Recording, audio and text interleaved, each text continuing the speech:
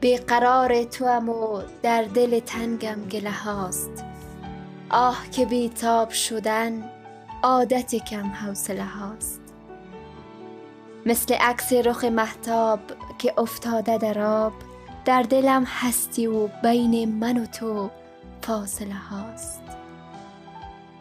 آسمان با قفس تنگ چه فرقی دارد؟ بال وقت قفس پر زدن چلچله هاست.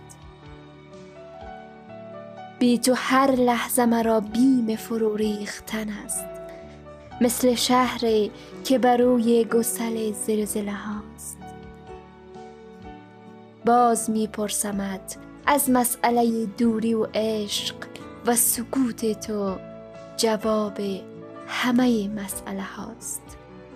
و سکوت تو جواب همه مسئله هاست.